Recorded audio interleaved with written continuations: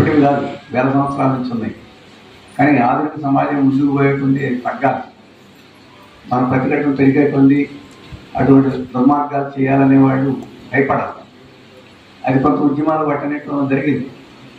కానీ గత 15 సంవత్సరాల్లో మళ్ళీ అది తిరిగి చెలాయిసినట్టు ఈ దురహంకారులు, అగ్రకుల దురహంకారులు, అత్యాచారాలు, అక్రమాలు చేయడానికి అంతకుముందు ఎప్పుడూ లేనంత ధైర్యం వాళ్ళకి ఇప్పుడు ఈ మధ్యకాలంలో వచ్చింది. గత 15 ఏళ్లలో ఎందుకు ఆ పరిస్థితి వచ్చింది అని అంటే, కేంద్రంలో ఈరోజు మనువాద ధర్మాన్ని పాటించే బీజేపీ, ఆర్ఎస్ఎస్ వెనకుండి నడిపించే బీజేపీ ఈరోజు అధికారంలోకి వచ్చింది.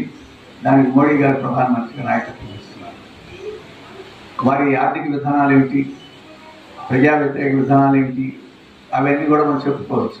సందర్భం అది కాదు.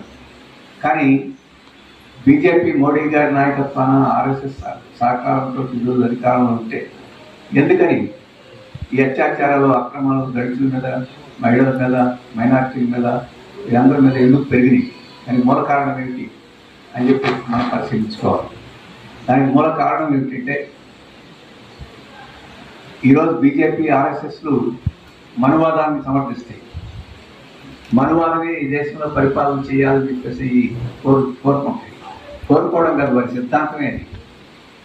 వారి అనేక గ్రంథాలు మనం చదివితే మధ్యాహ్నం పనికిరాదు. ఈరోజు మనం బాబాసాహెబ్ అంబేద్కర్ రచించి ఇతరులు కూడా సహకారంతో ఆయన రూపకల్పన చేసిన ఆ రాజ్యాంగం ఈ దేశానికి సరిపోదు. ఈ దేశానికి ఎటువంటి రాజ్యాంగం కావాలంటే మనుధర్మాన్ని ప్రతిపాదించే రాజ్యాంగం కావాలని చెప్పేసి వాళ్ళ కోరిక. వాళ్ళ చేతనైతే అటువంటి మనుధర్మాన్ని